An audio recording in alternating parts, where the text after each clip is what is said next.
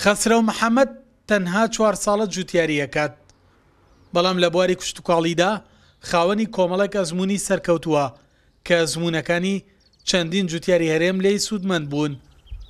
ئەو کە بە ناو کێڵگە سێدۆنمیەکەیدا هەنگاویانە ئەیویست چەند جۆرێک لە میوە بە ئێمە ئاشنا بکات کە بۆ یەکەم جار بوو لە هەرێمی کوردستان بەرهەمهێنرابوون. خەسرەوی جوتیار ئێستا کە وەرزی خستنە بازاڕی کاڵەکە 8 جۆر کاڵێکی جیاوازی بەرهەمهێنا بوو.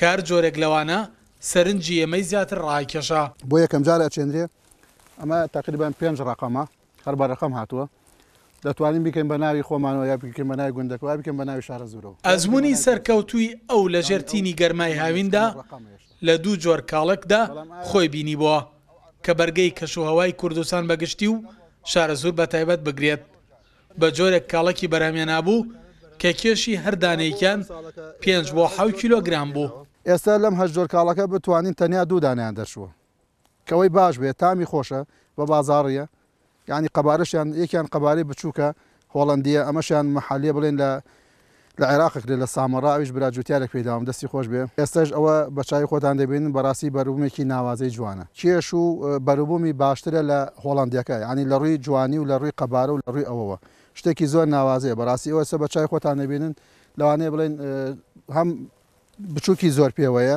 ینی بەری بچووکی زۆر پێوەیە، هەم گەورەش ئێستاوا گەیوە ئێشتا لەسەر پەلەکەەوە دووبارە کاڵەکە گرێتەوە کابێتە ئەمە نەفەسی درێژە ئەتوانی بڵێن باشترین کاڵەکە بۆ کەشوهای کوردستانیسە. شکە قابارەشیان وەکو وتمان 5 بۆ 7 کیلۆ، ینی بە فەرقەکان ئەوە نەیە، ینی 5 بۆ 7 کیلۆ دەرەچ. گەرمبوونی زەوی و گۆڕانکاری لە کەش و هەوا داوای لە خەسرەوی جوتیاری نمونەیی کردووە کە گۆڕانکاری لە چۆنێتی بەرهەمێنانی بەرهەمی کوشتتوکاڵیدا بکات. لە زەمینێکی ئاوا بەرفراواندا 8 جۆر لە کاڵێکی بەرهەمێناوە کە لە نێویاندا جوانترین ئەزمموی سەرکەوتن بۆ خۆی تۆمار کردووە.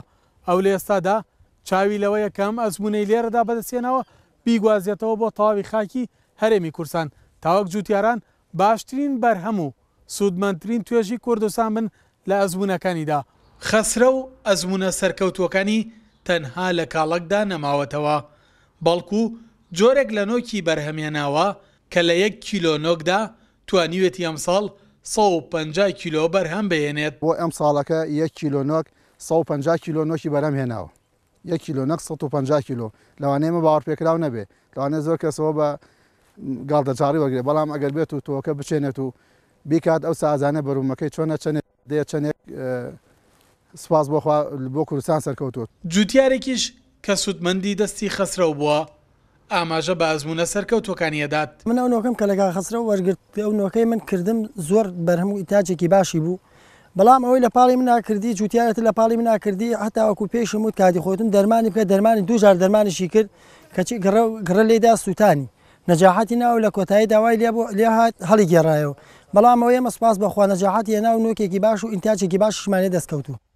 کوردستان کە خاوەن خاکێکی بەپیتە، خاوەن چەندین جوتیاری نمونەیی وەک خەسرەوە، ئەوان لە توانایاندایە بە ئەزممونە سەرکەوتوەکانیان کەرتی کوشتتوکاڵ ببوژێننەوە، بەڵام پێویستیان بە هاوکاری حکوومەتەیە تاوەک ئەزممونەکانیان بە تەواوی بۆ جوتیارانی هەرێم بگوازنەوە. سەلاح جەمیل، کورسات نیوز، شارە زور.